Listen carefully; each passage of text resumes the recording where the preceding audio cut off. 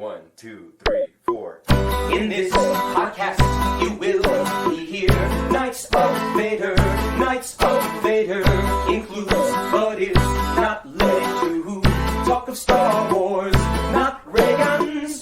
We can't truly prepare you for the junk that follows this song, but hey, we gave it a try. So here's the Knights of Vader. Crystal Fox report they are divided. Prequel, sequel, hate and love they fighted. I know that we are just musicians hired, and their time is up, so here's the Knights of Vader. Impressive. Most impressive. A big thank you to An Insperiority Complex providing our theme song. Welcome. It is October 8th, 2023. My name is Zack Weber, and joining me today is the Portius with the Mortius, Chris. I'm finally canceling Disney Plus. Yay. And we have the Grand Admiral Zenger. Yes, I'm back in the main Star Wars universe now. What will I do? Nothing? Yeah, that sounds about right. And we have, for I have become Destroyer of Retail, Joe Yazzo. Hello. Good to be back. And we have, insert cute nickname here, Russ. Oh, sorry. I was looking off into the distance majestically in front of Oh, man. I'm here. It's beautiful. All right. And we have, much like a certain individual coming through between the world between worlds, the Bard of Vader, making his return after roughly 18 months, Rob. I feel right at home after all this time because I think all of the jokes that the other co-hosts just made very much reflect how I felt about these episodes that I watched and what I have to say. So thank you for having me back, and I can't wait to get into it. Wait a second. We're not doing the episode where we talk about the best lightsaber fight mathematically? That's not this episode? Hey, I said it on there. I'll say it again. I don't have those notes pulled up, but that algorithm is so simple. I know it off the top of my head. So we could do that. How does the Ahsoka Anakin fight rank up? You know, everybody give their rankings. All right. We do just the Morgan Elsbeth Ahsoka fight from this, not from Mandalorian, just from this. Perfect. No, but so we are discussing episode 7 and 8 after the fun we had with Rob watching the final episode of season 2 of The Mandalorian, where Rob's just like, it doesn't make sense. Why would Luke Skywalker show up? Why shouldn't it should have been Ahsoka? And it's Rob just yelling for like 15 minutes about how stupid a creative decision this was. How could we not bring Rob back? But like everything else Knights of Vader related is a contrived way. So, Rob, do you want to describe to the audience what notes I told you how to watch Ahsoka in preparation for this recording? Oh, absolutely. On a television. I think, Zenger, get ready. Zack was much more restrictive than that. He emailed me a Pepsi Blue bottle. So Zack reached out to me and he was like, hey, you know, Ahsoka's ending. And I was like, the character? And he was like, no, the show. And I said, oh, I didn't know that was a thing. That's how far removed I am from this. But he reached out to me. He wanted me to be on Knights of Vader for this. And I said, sure, what should I watch? And I think I said that to the group here. We're on that group chat. And I got a lot of different answers. I believe, Chris, it was you. You said episode 5 was everything. I think somebody else said... I like 6 better, but yeah, 6. Okay, sorry. Yeah. I might be misremembering the numbers. Episodes. But then someone said just the finale. That was me. I feel like someone said don't watch it at all or something like that. But then Zack came to me, and before, thankfully, I'd watched any of it. I was planning on just watching 5 and 8, which the reason I wanted to watch 5, I'll get into as we discuss it more. But Zack hit me up and he was like, look up some summaries for 1 and 2, watch 3, 4, 5, and 6. Once you're done watching those middle 4 episodes, take a pause and write down, what do you think's going to happen in the final two episodes of this season? So that's what I did. And you even said to me, Zack, you were like, oh, if you want to watch them, you know, for your own edification, that's fine. If you want to look up a summary, that's fine. But Zack, you really hit home to me that you wanted me to watch that middle chunk of the season and then give my predictions. And that's how I took it. So yesterday, I somehow found the time. I woke up real early. I watched 3 and 4. And then after I got back home last night, I watched 5 and 6, slept on them. This morning, I made my predictions. I sent them over to Zack, and Zack, very rightfully, I said to you, I'm giving these to you with no knowledge of where this goes. I would love for, as Zach does, to read some of my predictions, because I think some of the ways I refer to these characters is what he finds funniest more than anything. Everybody look at my Zencaster name right here.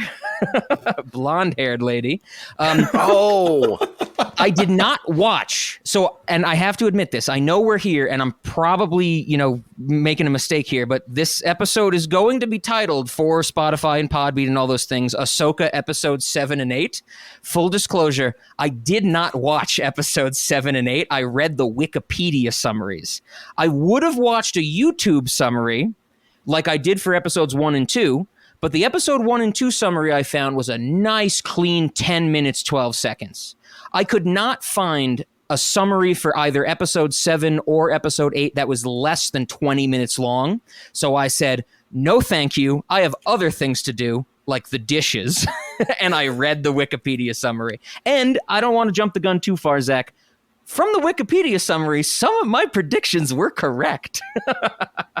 Yes. Okay. So yes, only in my divine wisdom or demented wisdom, depending on how you're looking at it, would ask Rob to be part of this discussion and then tell him not to watch the main focal point of the discussion. I'm very proud of that. So here are some of Rob's notes. And this is how it begins. What I think is going to happen in the last 2 episodes. Are you starting from the first sounds like one? a great book report. Did he write that as the title? He did. I did. I even said it earlier. I just took a teaching job. Russ, I'm an academic at heart. That never leaves me. Zach, are you starting with the first bullet point? I am starting. The first bullet point, everybody should know, is a joke that makes no sense until you read the second bullet point. Perfect. This is how comedy is done, by the way. Take notes, everybody. Awesome. First bullet point. Ahsoka is going to show up to the Thrawn planet and have Geppetto and Pinocchio with her. Bullet point number 2. Thrawn leaving the Monstro graveyard planet will not happen, but it will be delayed, likely because of Ray Stevenson trying to act on his own plans to stop the cycle of history, and so they have something to happen in season 2. Bullet point 3. Hold on. I have to interject right there. I don't know about you guys, but when in episode 4, I think, or maybe 3, I don't remember exactly because I watched them so close together. They encounter the space whales, pergillas, whatever they are. Purgles, and I was like, they found Monstro's home planet, I don't know about you guys, but I know Kingdom Hearts is the wasteland for Disney properties that don't get advertisement otherwhere. That's why Big Hero 6 had a world in Kingdom Hearts 3, because they had nothing else to do with it. I think maybe 10 years from now, they're going to go in Kingdom Hearts to this planet, and Monstro's going to be like, the outcast child of all these Star Wars big whale creatures. I'm calling it now, everybody.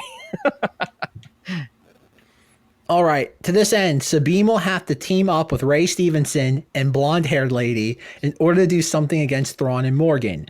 As Ray Stevenson says, the enemy of my enemy is my friend, for now. Also, blonde-haired lady will have to do something to save Sabine, which may cause blonde-haired lady's death. Ahsoka will meet up with Sabine, and any dealing with Sabine choosing to go with Ray Stevenson willingly will be swept under the rug. Jesus Christ. Little did you know that they would just split up and we would never see either of them anyway. That's the same thing as the writers sweeping it under the rug as far as I'm concerned. I take that as a check mark. And it's hard hearing the word Ray Stevenson, being old enough to remember Ray Stevens, at least in the cultural history, the streak. And now I'm picturing him every time you say that. All right. Ezra will die, but Mary Elizabeth Winstead won't find out because they will leave that for the second season. No. Ahsoka won't fight Thrawn, but will have final showdowns with Ray Stevenson and the gold-faced stormtrooper. No. Here comes the best one. Something will happen with Mary Elizabeth Winstead's storyline that I will not care about at all. Ding, ding, ding. That is true, and I don't want to spoil anything because I feel like the last sentence I write in this entire thing will encapsulate my feelings about that, Zach. So please continue. Oh yes, that was the shot. The chaser's coming in a couple of bullet points, and I do consider that, from what I read on the Wikipedia summary, a completely accurate prediction of mine. Yeah, more or less. Sabine will use the Force successfully at a key moment. Hooray! and enrage much of the internet for some strange reason, where like they've been working. That was another, you always have to track the outrage that comes out of each episode, especially a show like this. And that was the surprising one to me. All right. David Tennant Robot will tell Sabine that it was wrong about her being a bad candidate for a Jedi. Still waiting. Very importantly, I want to mention that I used no gendered pronouns toward David Tennant Robot. I called it in that statement, okay? I'm on brand. Year and a half later, I'm on brand. Okay. Either Morgan will die or the other witches will die, with Ahsoka killing them, and this will play into Thrawn not being able to leave the Monstro graveyard planet. And then the last bullet point is, the season will end with all the characters stranded on Monstro Graveyard Planet because the hyperspace ring will get destroyed/damaged. Ahsoka, Sabine, David Tennant Robot, and maybe blonde-haired lady, parenthetical, if she doesn't die, will be in hiding. Thrawn and Goldface Stormtrooper will have the high ground and be figuring out what to do, and they'll have Ray Stevenson in captivity. Mary Elizabeth Winstead will continue to be a lethargic, uninteresting actor.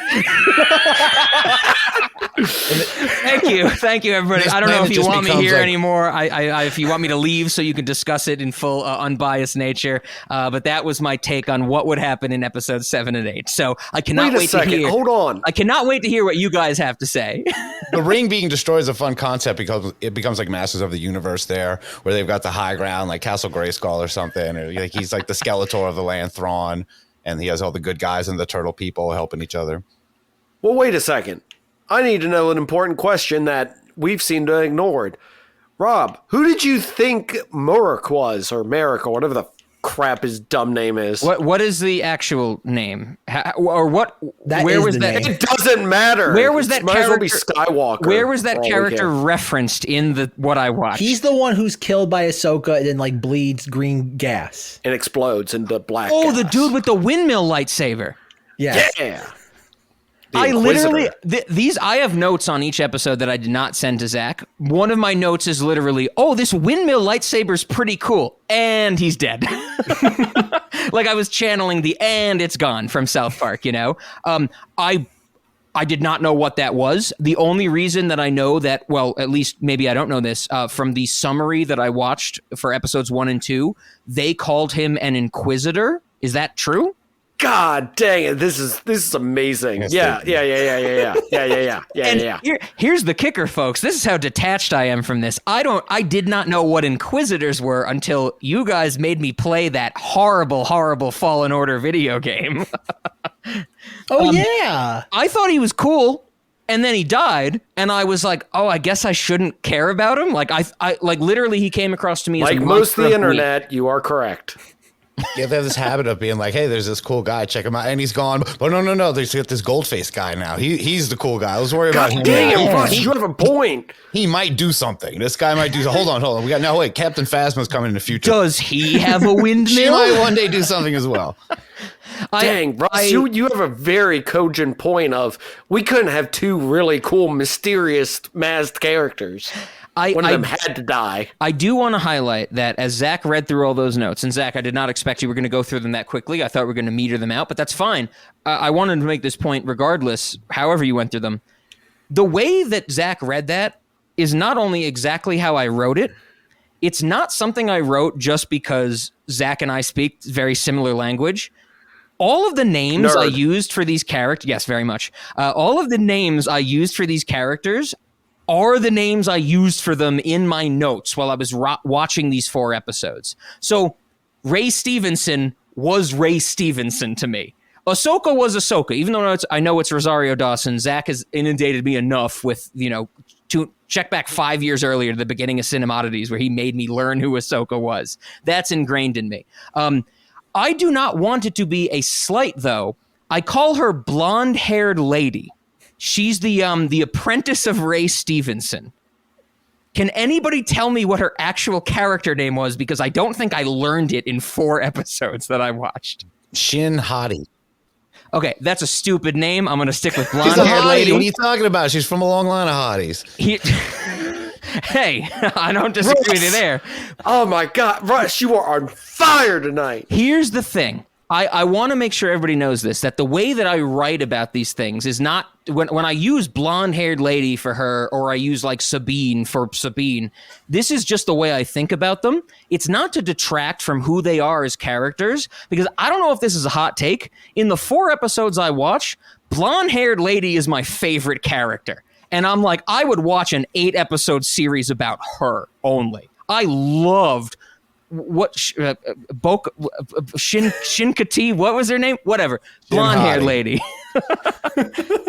Yeah, she's great, and she does survive, man. You might get more of her. I know you didn't. I know you read the summary of the end, but the end was very baffling. I love those 2 characters too, and it was unbelievable that you get to the last episode, and it's to say an afterthought is just very literal, because at the end they're like, "Oh yeah, where were these guys?" They're just looking out. They're somewhere around. They're still, and they have nothing to do with. They're in season 2. Yes, that's something I want to get from you guys, because I did not watch episode 7 and 8. I do want to see what happened to those characters, and I know you've watched it, so you have that knowledge. But no, I loved all of Ray Stevenson in episode 6 or something like that. He's like, I've seen history repeat itself so many times that I want to be there at the start of a cycle to cancel the cycle. And I was like, did I click the wrong thing on Disney Plus? This is too cool of an idea for this show. Oh, yay. We get to look at Rob's notes now. Oh, you shared them. Okay. Yeah, I just want everybody to know that Chris, Chris, don't edit the pause out of the recording, because I sent that and it got real quiet as soon as I put Rob's notes in. We all heard a ding in our ear simultaneously. We're like, wait, what? Oh, it's just the 1 page. Oh. The other thing that I want to mention. Zenger wants more pages. Zenger was here for when we did the statistical analysis Star Wars Knights of Vader episode, so he's expecting like a diatribe from me. I didn't have that from Ahsoka. The other thing that I want to mention, because it is earlier on, I think it's in episode 3, the first episode Zack had me watch, which I know is not going to be the focus at all of this. Episode 3 is they're going and they find the hyperspace ring for the first time. And at the end of that episode, I wrote down in my notes, like, nothing really happened in this episode. I don't know why Zack wanted me to watch this one and not start with 4.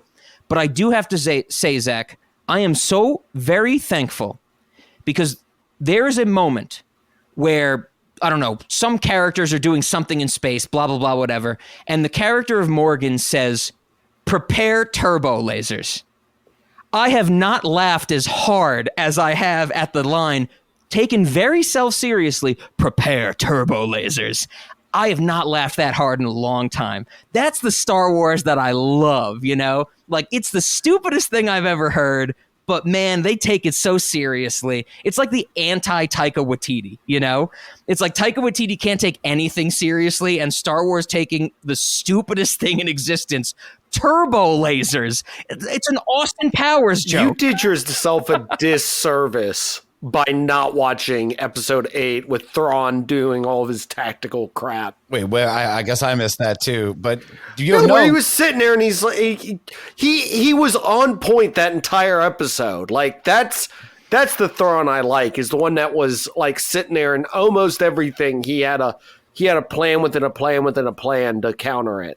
Yeah, but see, Zack and Rob, you guys are here. It is Spooktober right now. This is the most Spooktobery Halloween-ish Star Wars thing ever. There were zombies, and the zombie stormtroopers are now canonized and a real thing. And we kind of hinted it with that Snake Eyes guy from the beginning, because he kind of turned into a mist, a man made of gas. But this, we actually got to see zombies fighting zombies. So I don't know about you guys. I will cede the floor. I want you guys to talk about episodes 7 and 8. If you have any more questions for me about 3, 4, 5, or 6, I would love to answer them. But, you know, I know that Zack got it all the way. That's what I am hoping to bring to the table. Blonde-haired lady's great. I also have to say, Natasha Liu Bordizzo, the actress that plays Sabine, she was given some of the worst characterization and worst dialogue in the history of the written English language, and she pulled it off like a champ. I think she should win an Emmy, and not because she had good material and did it well, that she had bottom of the barrel garbage and made it into, like, I don't know, twine. But please, you guys, go ahead. I gotta know about 7 and 8, which is kind of No, part of the reason I I want to be actually here. have a few questions because I noticed a distinct lack of Thrawn in your review. So what? Were you just like, oh, it's some guy, whatever? Well, I knew who Thrawn was, and I think this was Good for you. Yes. Well, I only know it because of you guys. So don't pat me on the back. Pat you guys on the back. You guys have taught me all my Good Star for Wars us. knowledge. Yes, thank you. I do want to say that when Thrawn appears, the literal note I have written down is, that's not Pierce Brosnan, that's Elon Musk. He's not wrong. I think that a very long time ago, Zach showed me a picture of Thrawn, an illustrated picture. Pierce of course. Brosnan. Oh, hell yeah. And he said, who does this look like? And it was Pierce Brosnan. We all agreed. Yeah, that was a big banner they made for Celebration, I think, and it was clearly Pierce Brosnan, but I'm sure he didn't get paid anything. You think they'll do the Ronald McDonald this year? No. I knew it was Lars Mikkelsen because Lars Mikkelsen, I believe, because of Actors Guild stuff, he's in the credits of every episode. Via Lars and Mars and via Star Wars. Yeah, I knew it was him, but he looks a lot like Smurf Elon Musk is how I referred to him. I think one time in my notes. So, Must Zenger, be you seem Smurf. kind of excited too, and I know you're like probably the biggest Thrawn stan of us all. Like through the end of it, and I know proudly, of course. But what did you think finally of it? That you finally got to see, a little Thrawn arc on live action. So- You prove. Here's the thing that got me about the Thrawning. I was kind of like meh because I've always been meh on Thrawn that's not done by Timothy Zahn. Because I'm like, one, he's too evil in like the Rebels thing. He just kind of served the Empire. He wasn't really about the Empire. And that still carries over into this. But I like the tactical stuff. I liked him, having a plan within a plan. Him basically winning and not gloating over it like anyone else would. He just basically was like, long live the Empire. Boom, gone. I like that. I like that when they got to the base, he had this like, he was very composed, but every now and then he would like break a little bit. And I think that was them showing that he still cannot deal with the Force. Like he cannot predict it. He can't calculate for it. And the only thing he has to counteract that is these night sister, whatever, the witches are helping him out with that. So that's kind of his counteraction to it because they were able to force open the door. And then when they're like, they made it in and everything, I thought that was, like I said, it grew on me when I first saw him. I'm like, this isn't, but he was always very calm and composed. And I like that. Like, I like that about Thrawn in the books and everything is he's always he always has a plan. And he didn't really say perhaps enough, but you know what? I'll take what I can get right now. There's no mustache twirling or finger curling in his, Thrawn throne. Well, he doesn't need to. He doesn't need to do any of that evil stuff. He's like 3 or 4 steps ahead of everybody. And he was in this. Like every time he had stuff that stood in his way, he was always able to just be like able to overcome it. So that's He'll look great though. I mean, that's just something we can all kind of agree. He looks cool, this, but this is season 1, of course. Zenger, I actually want to say, from something I knew about what you guys have taught me, Thrawn is like a tactician, like a master tactician, right? Like you said, 3 or 4 steps ahead type of thing. Yeah. That was something that I appreciated in his depiction, just knowing that kind of off the back of my head. I loved at the end of, I think, episode 6, that he's like, Ahsoka's coming to this planet. I need information on her. Yep. And I was like, that's not a Star Wars thing. Like, you leave the information to the bureaucrats in the Senate. You don't leave it to the generals, and to see that difference is awesome. Also, he's somebody that respects his troopers too. Like that's why they were willing to do so much for him. Because if you notice the TIE fighters, die again for you, sir. The TIE fighter pilots, when they got shot down, he made a comment of, commend them or, give them accommodations for their service and everything. And his widow a ham. Yeah. Yeah. Basically. And then that's the thing. And that's why when he went down, he had the troopers that, these troopers know that they're not going to make it. Zombie widow. Well, anyways, he's like, they volunteer. These ones volunteered. Like I said, it was a big statement in my mind to see these troopers that were following the cult of Thrawn, not the leader, like the he's an Imperial leader. We're going to follow him because we're told to. We're following him because we want to.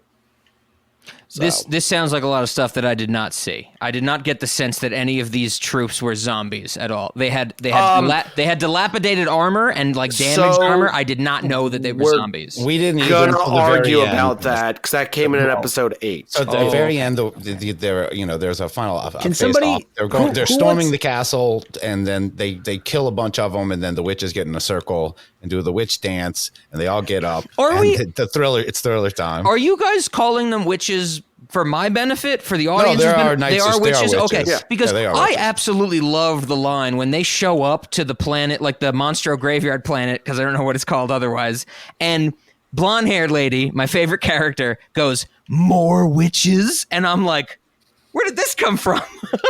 It's interesting that you mentioned that, because I saw an article today that said Magic the Gathering is stopping using the term witches because it's offensive to witches.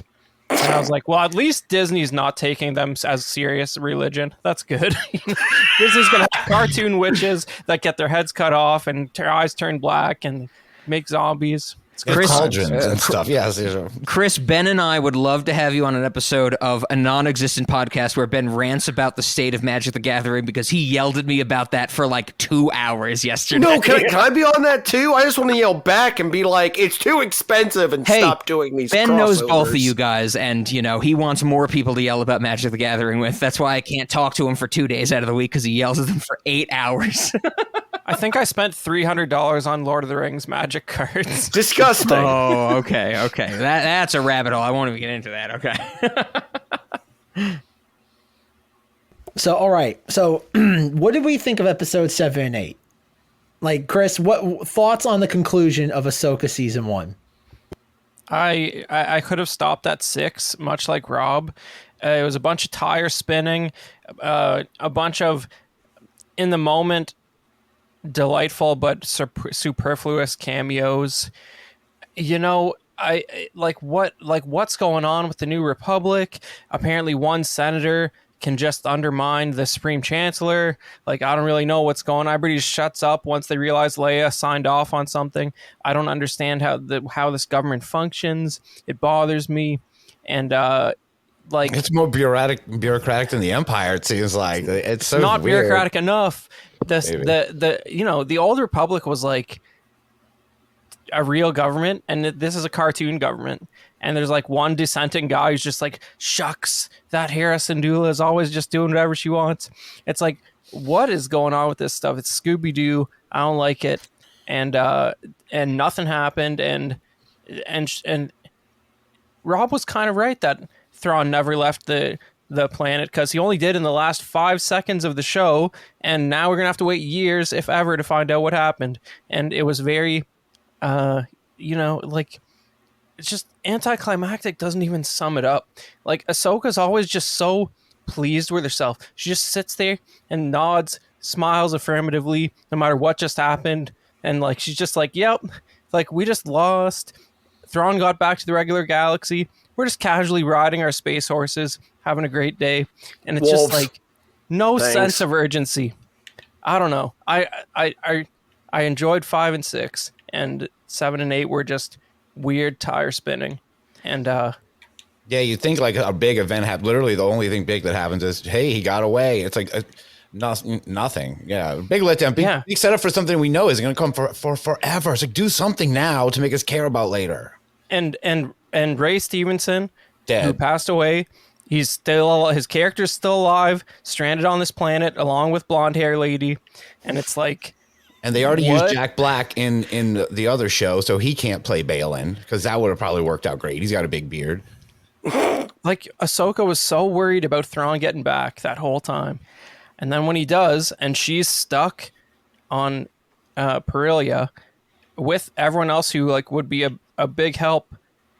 And as far as she knows, the New Republic has no warning that Thrawn's coming back. They're not taking it seriously. They do. They knew Ezra got back. Yeah, but she doesn't. They got to put their faith in Ezra like they did before. I guess he was too afraid to go up to Thrawn's Star Destroyer like when he's by himself. Now he's by himself on there. I don't think it was a foregone conclusion that he wouldn't have been captured, but whatever. She's just very satisfied. You can't capture Jabba the Hutt. Haha. I thought it was Lando. I never. I must be like really out to lunch. Like I never understood that meme. Like why would people... God dang it! Sorry, I just got to point out how Canadian that statement was. Continue. I never understood. Zinger, the meme. Why is he not Jabba the Hutt? That is not pronounced nationalistic. meme-y, I that's can't what it understand means. memes because their grammar's so bad they No, literally make no sense. I meant the out to lunch.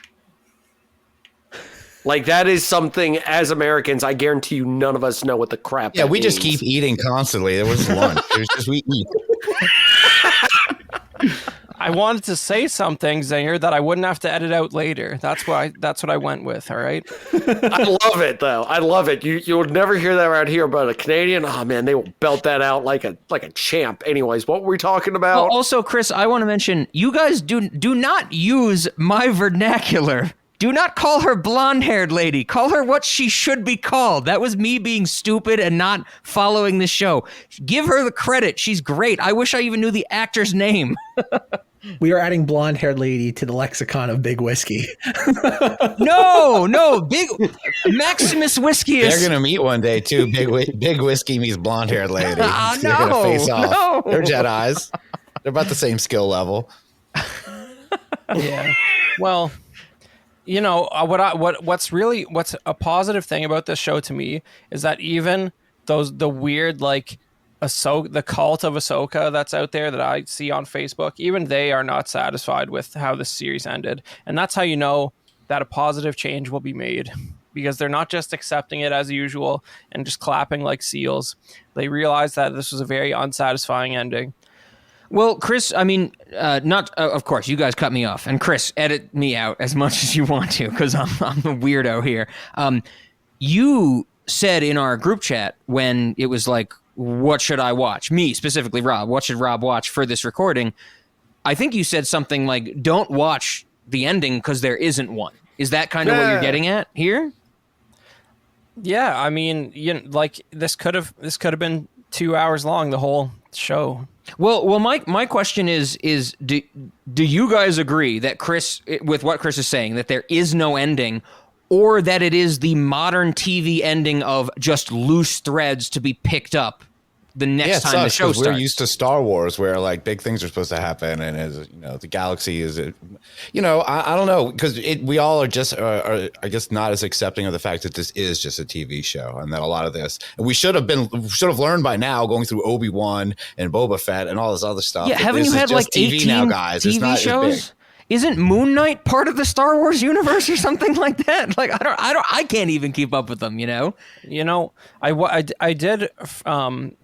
In a bizarre moment of masochism, I rewatched the final duel between Obi-Wan and Vader from the Kenobi show, and that was so offensive in every way that it made me realize that like the saber fights in Ahsoka are like kind of good, like as far as choreography compared to just like that dark blue CGI nightmare. But that like it had that going for it. Of course, no one gets hurt or killed in any of the, it's probably 6 lightsaber duels that occur in Ahsoka, but the choreography was a lot better. And just a detail question that it missed me. I know Ahsoka loses a lightsaber. Does she take the witch's sword? Yes, this is a real question, Rob. The witch got a magic sword to fight her. Does she pick up the magic sword and take it with her? Does she have a magic sword? I've read some Star Wars trivia questions that sound bizarre, so that's totally fine. Yeah, man. Okay, cool. I guess that's a new accessory for Ahsoka. You guys see that Screen Rant article that I posted where it's like, Screen Rant's title of their article is like, this Mother Talzin's sword is made of indestructible metal, and that's the title of their article. And it's like, whatever happened? First of all, you're not supposed to be able to just manifest stuff with the Force, like physical objects that are handcrafted. And by the way, she said it's like Tao. She said it's Talzin's sword, right? So like, isn't that from isn't that from another galaxy? So like, how do they get it? And like, can they just make anything magically appear with their witch magic? Because that's not something the Force can do.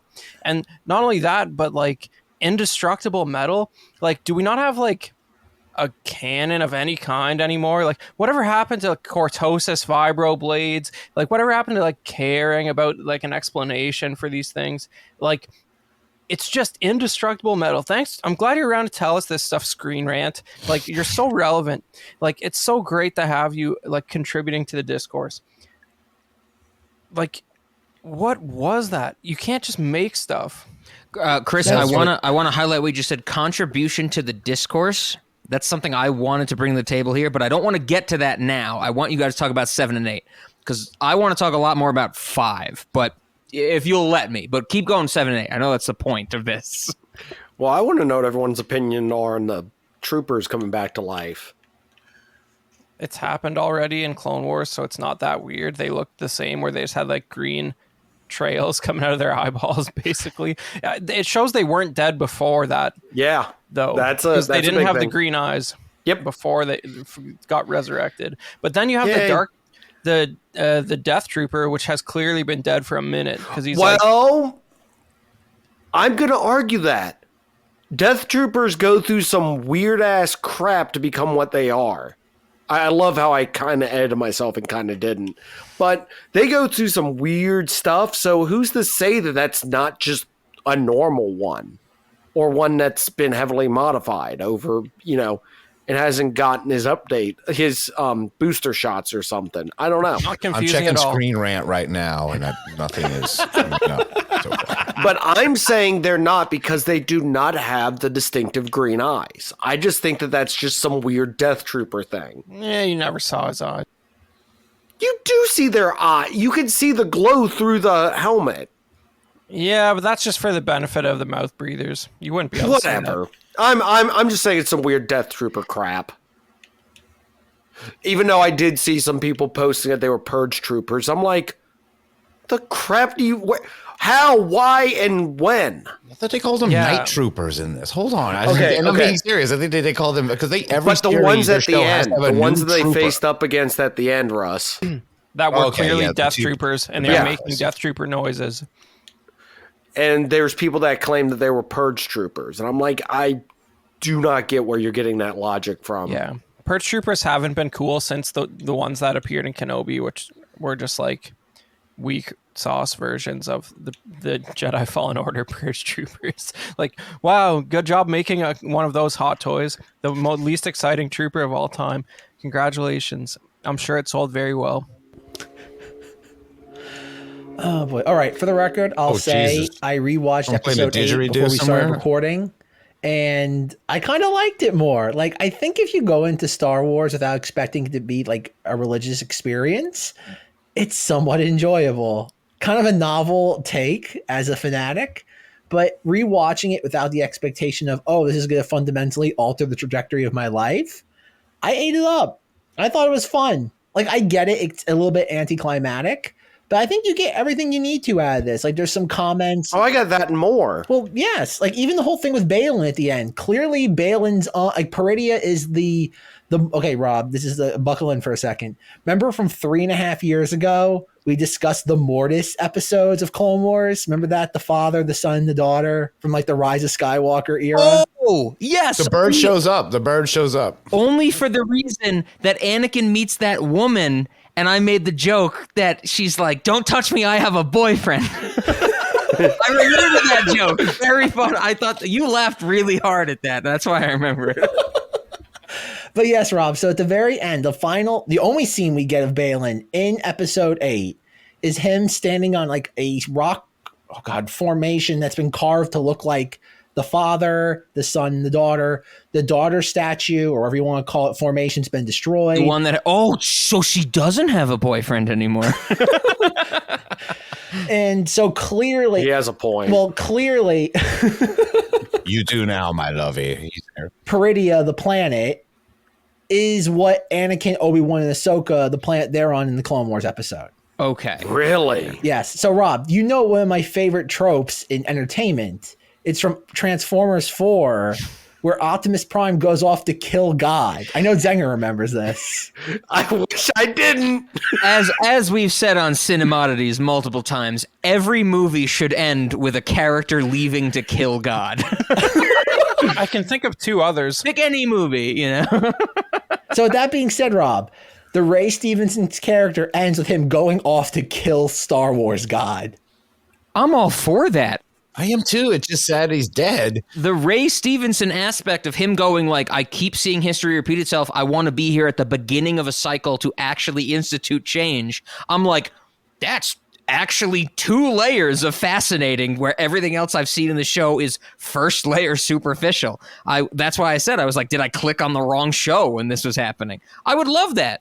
And we joked, not joked, but we kind of brought up the fact early on in this show that that Shin might be his actual daughter. And I didn't even kind of put the association between I still don't think she is. Well, she could metaphorically be, though, if they were on that planet and they all have some kind of purpose there. Blonde-haired lady could be a daughter. Okay. Fine. Sorry to interrupt you, Rob. I'm just in awe of that. I haven't talked to Zenger in over a year, and he still comes back with as a rebuttal. Everybody listen to our Wonder Woman 1984 episode on Cinemoddities. That Zenger, you haven't changed a bit. God, thank you for making me remember that exists and I had to watch it. I almost purged it from my memory. Hey, I'll never let you forget that, because I have the best take on that movie, which is too adult to talk about on this podcast. Woo!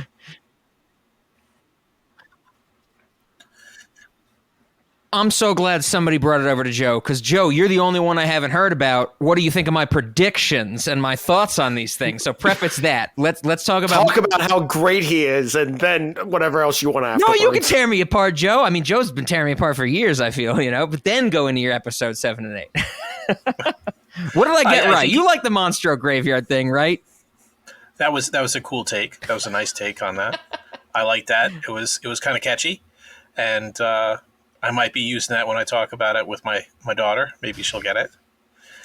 But no, you had very insightful things going on there. Okay, now you're reading too much into it. Yeah, I'm trying to be nice. Try less. But 7 and 8, you knew it's just like the ending of Rebels. If you sit there and you look at it, because what did it do? It set itself up for a continuation. The story's not over yet, which means it's an opening. If they don't do it, then guess what? Okay, the movie's going to be the one that polishes it off, and they already said that's going to be written. They want to get that out really quick. But it's nothing more than a vehicle. It shouldn't have been called Ahsoka. It should have been called Rebels. That's what it should have been. Yeah. I'm surprised that we didn't get a Freddie Prinze Jr. Force Ghost. We did, actually.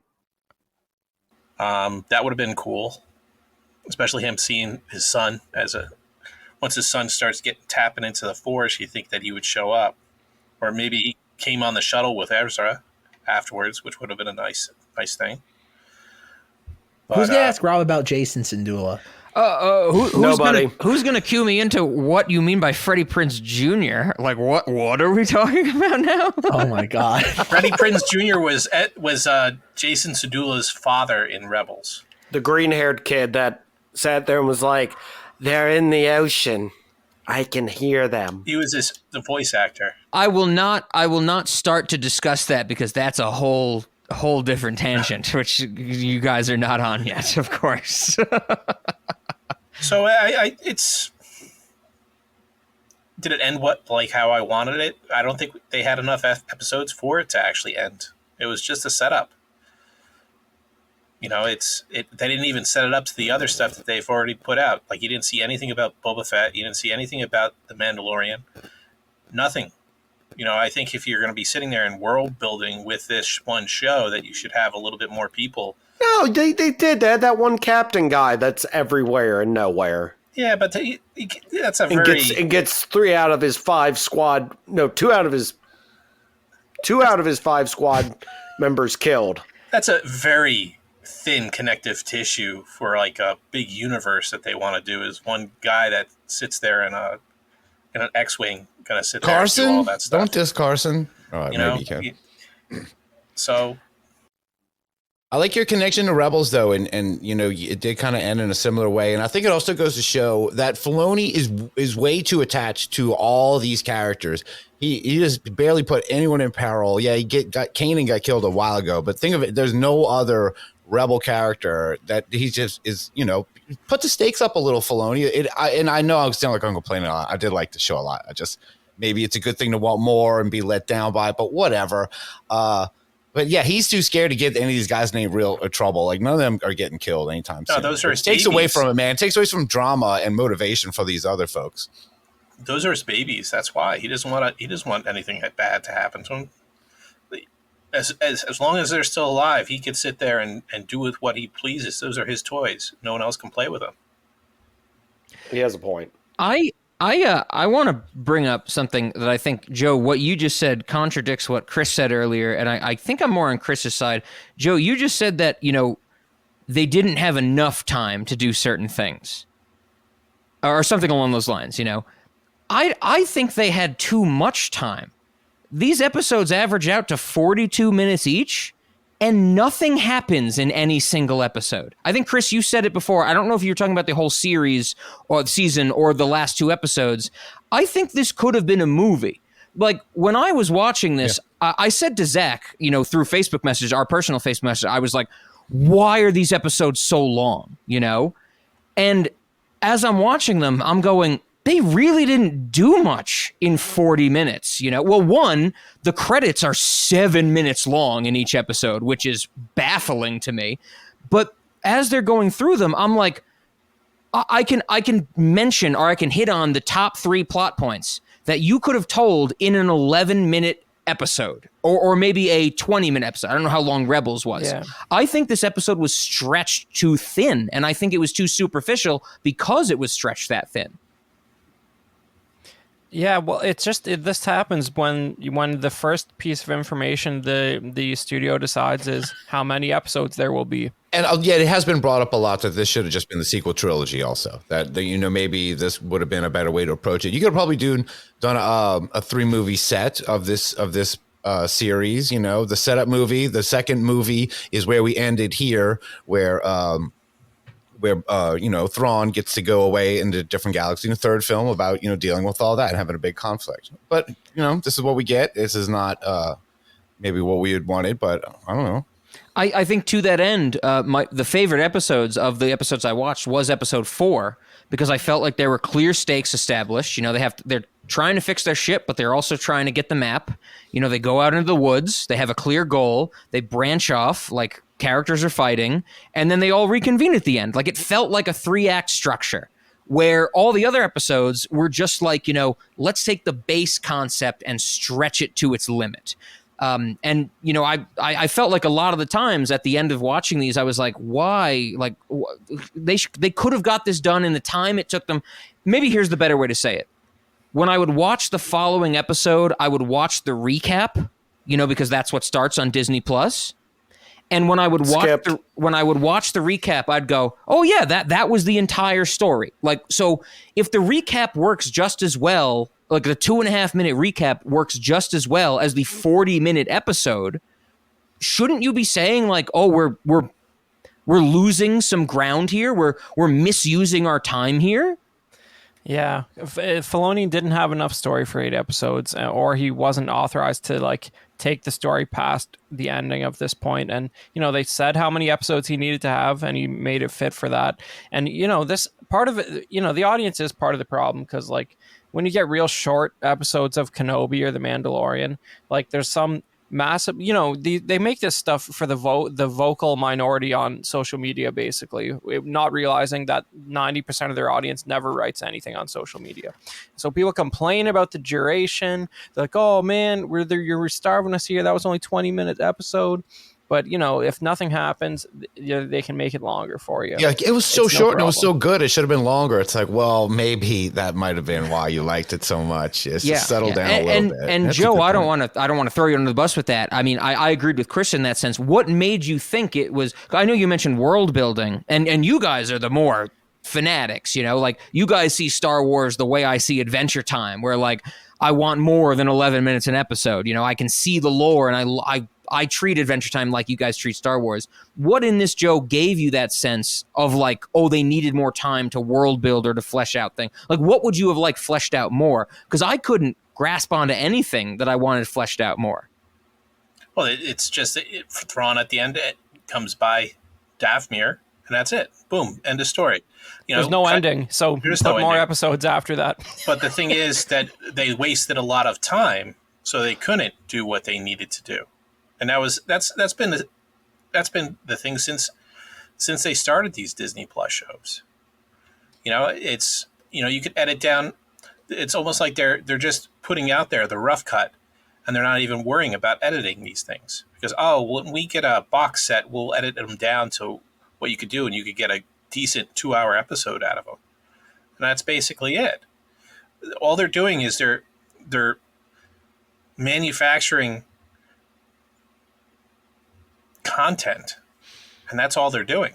You know, it's like they got the old people from the CW shows that used to do the DC on CW shows, and they're just churning out stuff.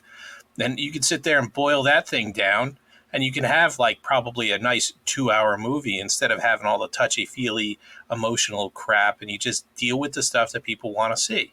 Speaking of CW, man, what do you think of? We didn't even bring up Hayden Christensen's Anakin at all to you, Rob. What do you think of seeing old? Did you see him in any of the ones you watched? I did. I watched episode 5. That is the big Hayden Christensen episode, which I do want to bring up, but like I said earlier, I don't want to derail. Do you buy it? I didn't want to derail the 7 and 8, but Joe, you bring up a great point. I mean, when I think of CW, I think of, Zack's going to know this, tried and true Smallville.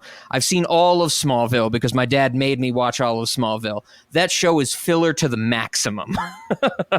I think Villain of the week, filler. Exactly. I think there's episodes where literally the only thing that's not filler is the Raimi Zero theme song to that episode. But I agree with you. Maybe I misunderstood you, Joe. You're talking more about they should have fleshed out the ending rather than spin their wheels for the first 7 episodes. Exactly. If they didn't have a 20-minute scene where they're sitting there talking about nonsense, or having Rosario Dawson sit there and sternly look and smirk in the camera, you know, maybe they could have had some more time to actually develop a story in a little bit more coherent way. Before we get to Anakin, this thing I want to pick up on Rob. I don't know about you, Rob, but I got a very strong Denis Villeneuve Dune vibe from this show. Oh my God, yes. Like, you listen between the music, how it was shot, the like art design, set design. Mm-hmm. I got a contemporary Dune from this. No, 100%. And I'm actually a little upset to say that I got the strongest sense from that from the favorite of the 4 I watched, which was episode 4. And Russ, I believe you were the one who made the joke in the intro where you said, you know, I'm sorry, I'm looking off into the distance majestically. You know the mantra, like the Coen brothers brought it into frame, but it's existed for a long time. You get into the scene after it starts, and you end the scene before it ends. I do not know what the directors of this show were doing, but in episode 4, and I don't have written down, I'm sorry, who directed that episode, there are so many like cutbacks, like Ahsoka, Sabine, whatever, David Tennant robot, they'll be doing something. It'll cut back to like Stonehenge where they're setting up the map, and the scene will just start with, I'm not kidding you, 15 to 20 seconds of Ray Stevenson just looking off camera. Like it's a promotional still. Dude, he lived on that piece of the volume for like 3 episodes. Yes, he's just like there's no sets. He just hung out that like on the edge of that red forest where the map was. It's like that was clearly the volume. They're just loitering around there because like we're only authorized to design 3 or 4 more CGI sets, and one of them's going to be this big podium at the end where they're going to stay for like 3 episodes. So like, you know, it's just it's something to do with the budget or like the pre-described limitations. That's where I don't even know if it's a budget thing, if it's a limitations thing. I think it's an editing thing. Like, sure, they're going to shoot as much as they need. And like I said, it comes across as promotional photos, but there are at least 3 cuts to Ray Stevenson or Morgan, or Ray Stevenson and Morgan together, where the scene starts, you do the Star Wars wipe, you know, and it cuts to them standing in front, like looking out into the ocean, and they're doing nothing. And here's the thing. It's not like this, they're waiting. I can't even say, oh, the editing's wrong and we're waiting for them to hear action. Other people are doing things in the background. And it plays to me like Ray Stevenson and Morgan are like bad Chili's managers that are stoned out of their mind and they sit there and do nothing until someone asks them for something. And I'm like, who would include this? And it comes across as padding the runtime is kind of what I led on to. It's the cheapest way to pad the runtime. There's no choreography. Yeah. It's two actors. They're just, they're having this drawn out conversation that really is very speculative and doesn't have anything to do with the core But they're narrative not per even se. having a conversation. I would buy that if it cut into the scene where they're talking to each other. It cuts into the scene with them in promotional still stance, not talking to each other. And then a grunt comes up and goes, "We think we have knowledge of where Ahsoka is in the forest." And they go, "Ah, yes, I am involved in this mission," And it's baffling to me. And I'm like, what are you doing? It's the same thing that the first episode Zack had me watch was episode 3. And the cold open of that episode is Sabine doing some training with David Tennant Robot.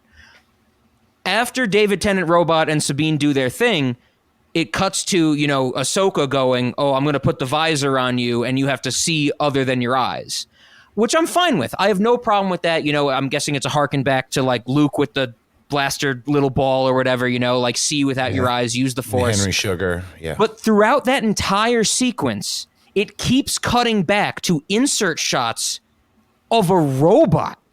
It keeps cutting back. Like Ahsoka will say something like Sabine will go, "I think you're over here." And Ahsoka will be like, "No, I'm over here." And it'll cut to David Tennant Robot, an emotionless, like void of meaning. And I'm like, what is this supposed to add in terms of storytelling? Because this character cannot emote. It can't give us context to how we are supposed to feel about these two characters interacting. What are we doing here? We're padding the runtime. And when the episodes are already at an average 42 minutes long, you don't need to pad the runtime with shots of a robot. And I really want to make it clear, I am angry that they show us robots with eyes on screen, because that should never exist. But 2, I'm more angry on the fact that they're cutting to it in terms of like, we should gain something from this insert shot. We should gain something from this character's reaction to what's going on. It's supposed to contextualize how the audience is going to feel. But it's a robot. It blinks. The David Tennant Robot blinks. What are we supposed to take from people blinks? love that robot. They're like, he's the oldest robot ever. He's the coolest. He's seen everything go down. I hope he gets scrapped for parts. A lot of people love that guy. His name, he's one of the few robots that doesn't have a beep boop 259 number. His name is Hugh Yang, right? Yeah, he just has a dude's name. Russ, you're speaking my language. He doesn't have beep bop 259 3509 at all. But I think you guys know what I'm saying, that this extends for my dislike for robots, which is still tried and true. Nothing's changed. I do not understand why they would include reaction shots from an emotionless character. That blew my mind. Well, it's his eyes are also like LED displays to provide extra emotion and characterization rather than just being static objects like C-3PO's eyes, for example. He's a teacher bot. He's supposed to be compassionate. It's probably a good thing that he doesn't have emotions, because he's trained like 10,000 little Jedi who are all now dead. But that'd be a lot. That'd weigh on him, right? But he had to delete all those files very sadly. What about that? it is funny when Ezra like finally interacts with him, and it's like sort of dawns on Ezra that he's like, "Oh man, you like taught Kanan how to build a lightsaber? Like, you've been around that long. You're actually like the Jedi Council's like primary like Padawan lightsaber training droid." He's sort of like, how do you still exist? And like, where have you been? It's implausible that he's like there. It's like, and I don't think they've addressed that at like anywhere really. Like, whatever happened to like why, like, how did he survive? Why is he still around? Like why, you know what I mean? Like, you'd think all those assets would have been picked up. Yeah, a ship full of lightsaber parts flying around with a droid in it. You would think that the Empire Anakin might have known about that guy and been like, "Hey, you know what? I used to know this droid who had all the lightsabers." Yeah, that's actually a good point. I did not know that he had that David Tennant Robot And here, this is difference from blonde-haired lady. I love blonde-haired lady. I know her name now. I'm going to continue to call her blonde-haired lady. I know that this droid is called Hu Yang. That's stupid. Droids and machines should be called numbers. They should never get real names. You should never put eyes on them. That's ridiculous. That's beside the point. It actually stands for like ancient numbers in Star Wars, where 8 whatever. was 1. I did not know that he was such an ancient character until something like he says like I knew Anakin or something like that. You know that comes up in episode 6 or 5 or 6 that I watched, maybe 6. And I was like, oh, that's interesting. I wish that would have played to the common audience like me, other than the Star Wars people like you guys. But I know I can't ask for too much. Yeah, he's possibly the oldest canonical character. Well, we got to put a stop to that because he's a robot. No, but I think you guys know what I'm saying is that the padding of the runtime, the usage of those insert shots, the starting the scene of just looking off into the distance, that's why I would say, even though I loved Sabine and blonde-haired lady, they were my favorite characters. I think my least favorite characters were the writer and the cinematographer. Or the director maybe. Like the director did not know what was going on, and editor goes hand in hand. But I don't know if we've talked a lot about the writer of this stuff. I despised some of the writing in this show. I don't know if you guys have talked about that in the first. Did you do two per discussion type of thing? However many episodes you guys did. Yeah. I think some of this writing is bottom of the barrel annoying. And like when I was watching episodes 3, 4, 5, and 6, I was like, I cannot believe they included some of this stuff. Mm-hmm. The way that we've moved through security, cybersecurity, and intelligence and technology, we need to update our writing. And that is exactly why I think Mauler and Little Platoon and Fringy and all these stuff, they fail because they're looking at it from like a perspective that was established 100 years ago. Wow, I couldn't disagree more. But anyways, there's like Russ is not coming back, so I need to know. Or was that? Do you actually disagree, Chris, or was that the stinger? Yeah, I absolutely disagree because the content they're making now is all disposable and no one will remember it, so it's obviously being written wrong. But never mind that. Chris, you pick a movie that you want to be on Cinemoddities for, and Ben, you and I will have a great philosophical discussion that will have nothing to do with the movie you picked. I don't know. Literally, Chris, you pick 50 Shades of Grey, and we'll talk about nothing about 50 Shades of Grey. We'll talk about this. 50 Shades of Grey doesn't...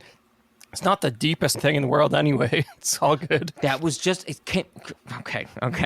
Chris and I have not talked in a long time. I can tell there's a reason we've had him on the podcast before. Right, Zach? That's why we love him. Oh, yeah.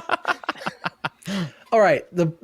Just to kind of bring this to a head, the thing with Ahsoka, like, again, rewatching that 8th episode again before recording this, I think, again, it's the problem with just probably less Star Wars and more just contemporary media. Like, absolutely. I have no idea if the last 15 minutes is going to ever show up in a recording. I don't think so. But not if God loves us. And if the God loves the audience, too. It's the idea that, yes, Disney's churning out so much that it's becoming disposable just by quantity, not quality. I did not like Kenobi, but Kenobi had some really great moments that really punctuated characters. Was it worth the 6 hours that it took to get those like 3 moments? Most likely no, but they're memorable and it's nice. Again, it's nice punctuation. Nothing beyond that. This I do think was something different. This feels a smidge more special than other Star Wars nonsense.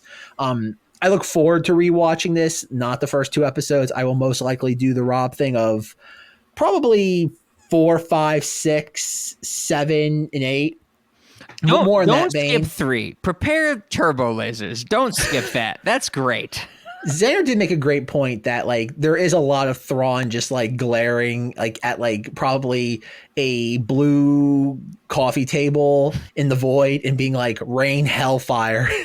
Like it's clunky. I will say not to love it. God dang it, do I love it? Oh my God. Just real quick, just to tie something to other clunky contemporary Disney sci-fi dialogue. Rob, I want to tell you about the creator for one scene because the way you love turbo lasers, there's a moment, and Chris can corroborate this, where there's a robot with arms and legs and a voice in some form of beep boop trash can sentience. Okay. And I'm with you. I'm gonna step on its head and kill it immediately. Okay. Whoa. No. Chris knows where this is going. It does that for itself. It's a suicide robot. Its job is they activate it and it runs into a room just to blow up. But yes. no. Okay. Gareth Edwards is pulling off of Futurama now. Okay. Whoa. Hold on a sec. Chris, who's the name of evil sci-fi lady in The Creator? Is that Frances McDormand? I didn't recognize a single actor in that whole movie except Ken Watanabe. Oh, Allison Janney. It's Allison Janney. I'm sorry. Okay, that's fine. She's been on a CBS sitcom for way too long. She can go to a movie like this. Okay. Put a pin in that for a moment, Rob.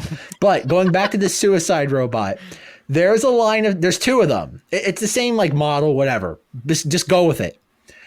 At one point, they activate the suicide robot and goes, "It's been a pleasure to serve you, ma'am," as it goes charging to like kill like a room full of people.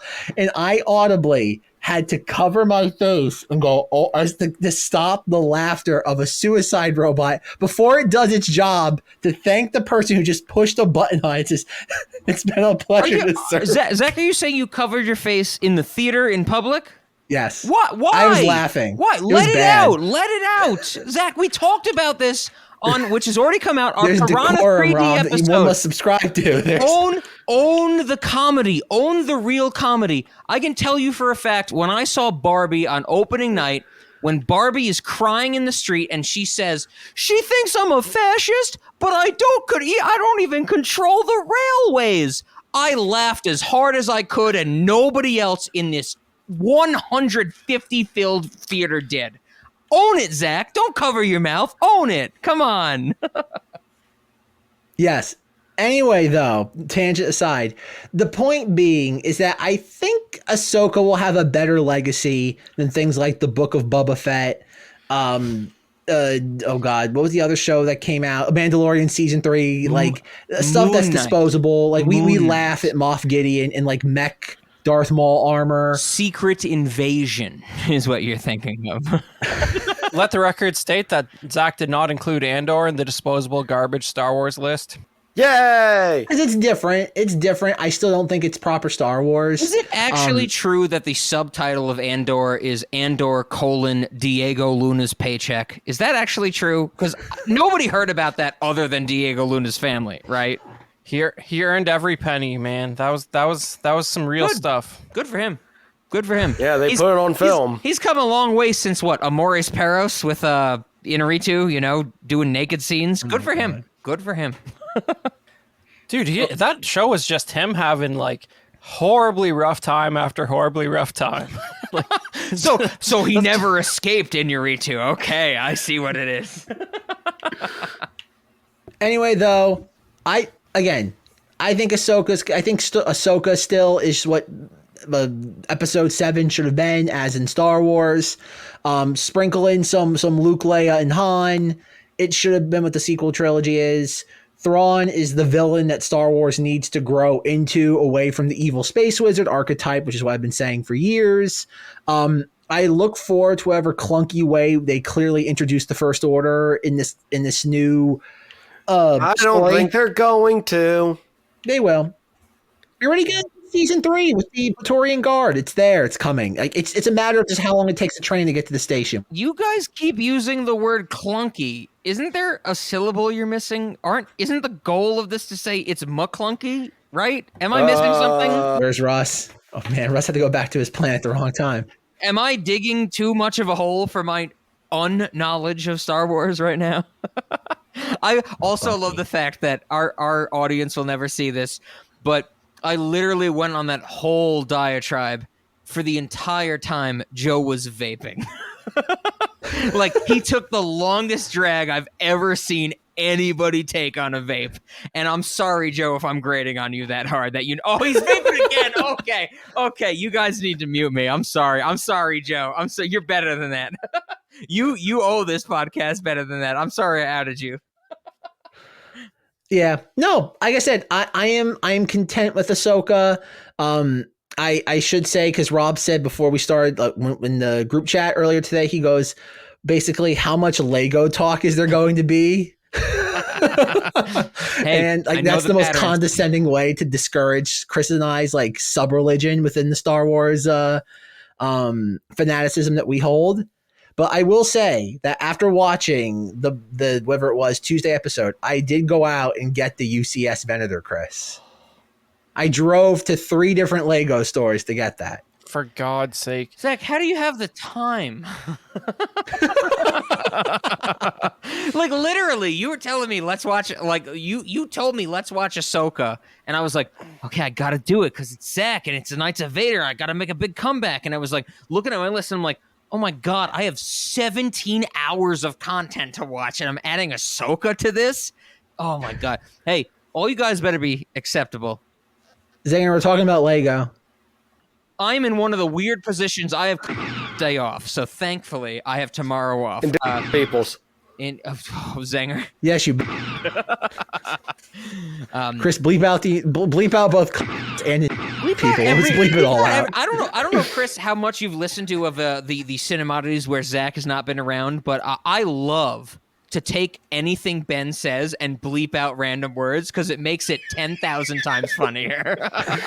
Because I know Ben will never listen back to the episodes, and he'll be like, yeah, I made some pasta and some butter sauce last night, and the way I'll edit it will be like, I made some boop and boop sauce last night. It's infinitely funnier. Oh, are you talking about the Millennium Falcon holiday diorama? No, I got the Venator.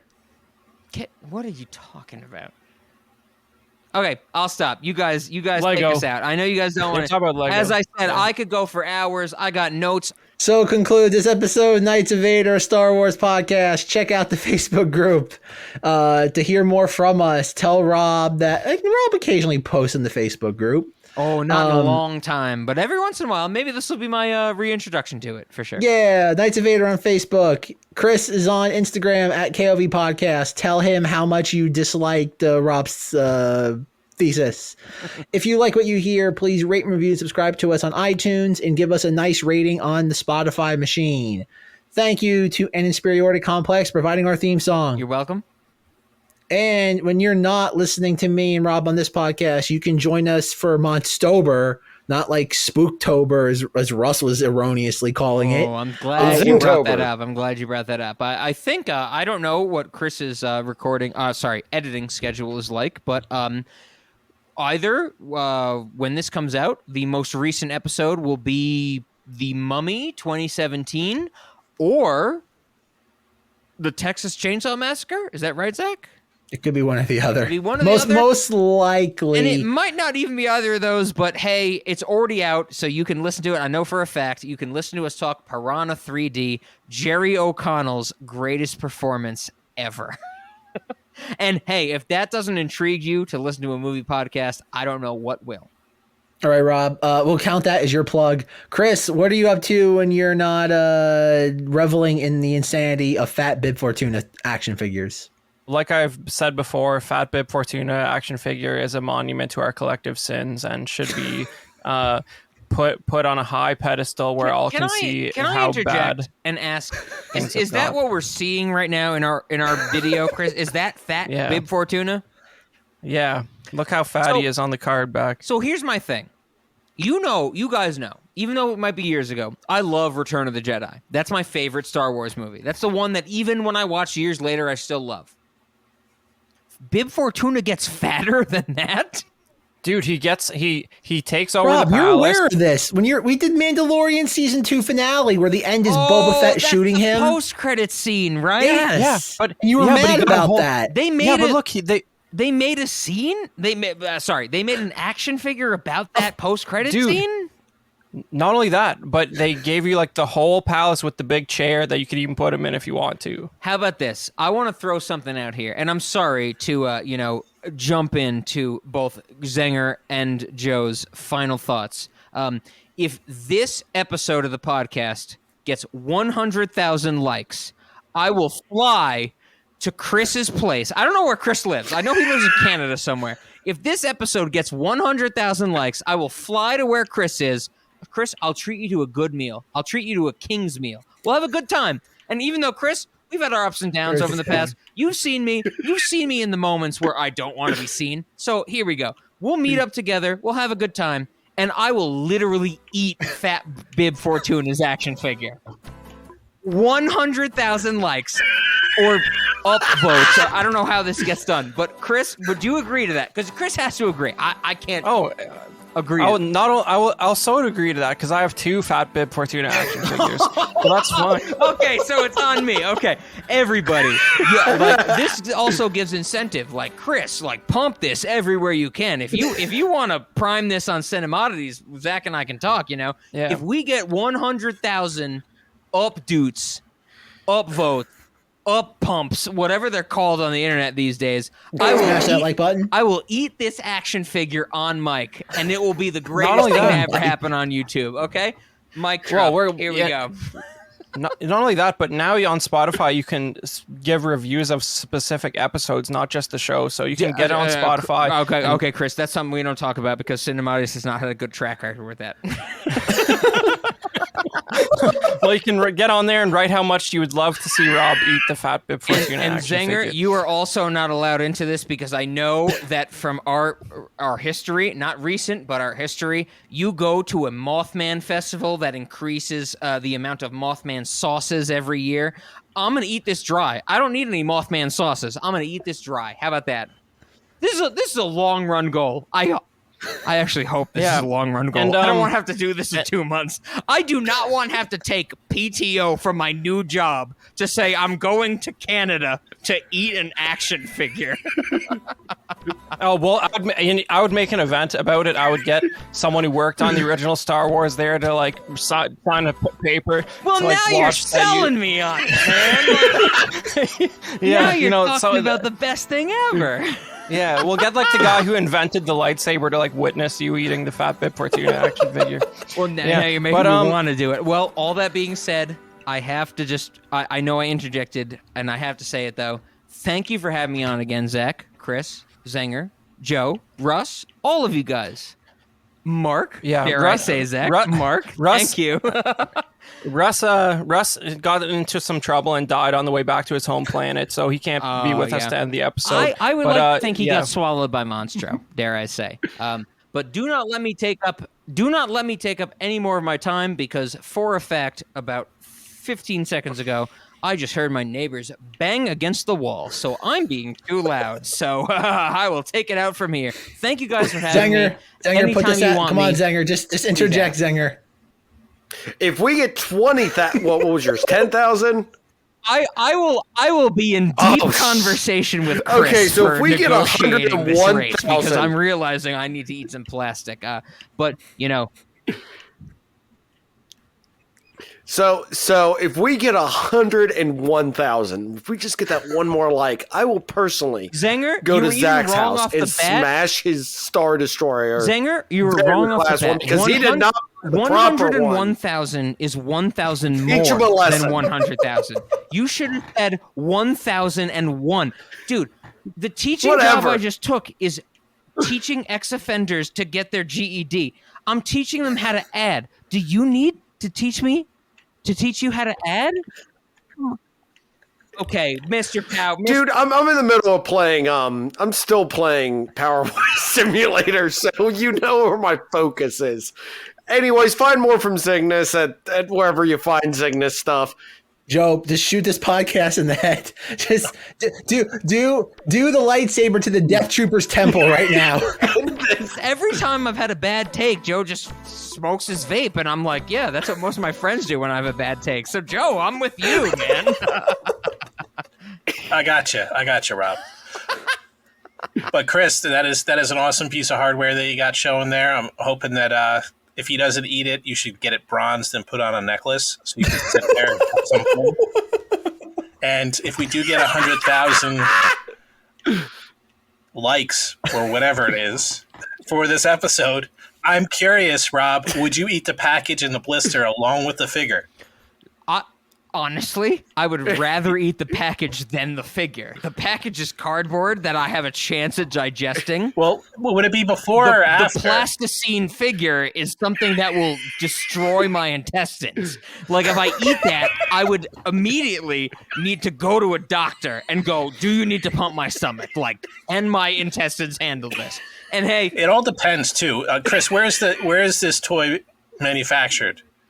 Because if it's any other place, you know, I don't trust the China stuff because that's lead and plastic and everything. Joe, it's China. I don't understand this, Joe. Why are you so much on my side that you're checking for lead poisoning for me? You know, hey, like why are you in my corner? You're Clint Eastwood in my $1 million baby corner right here. I know, but I'm just trying to help you out here. So what you need to do is need something to counteract the lead when you eat the figure. I think that we've set up a future series of Knights of Vader. It's got a lot of mastication there, right there.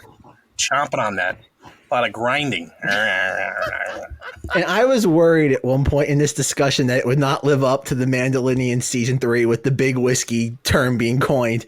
Little did I know that eating fat Bib Fortuna was going to be the icing on the cake. Hey, you guys should know, when I come to Star Wars, I come to play. Here we go.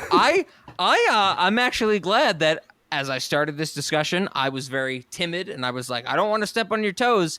And you guys just welcomed me in like you have in the last, well, have not have for the last 2 years. And I was able to make these waves. So everybody on the internet, like this video, subscribe to it, hit that bell. Zach, we Take know. that like button to Pound Town. We take that like button to Pound Town. How many times, Zach? You remember? An odd number of times. No! An even number of times. What are you doing over here? Come on. Actually, I think it is an odd number of times. I just want to make that joke. All right, in the words of Balin Skull, we have to end the cycle of violence that repeats. Good night, but not goodbye. And as always, may the Force be with you.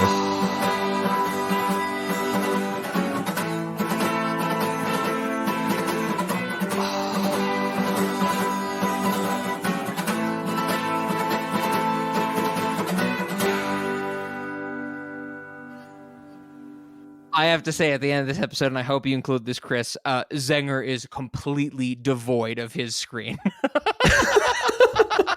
We are talking to 4 people. I am talking to 4 people. One of them is gone. 2 of them are gone now.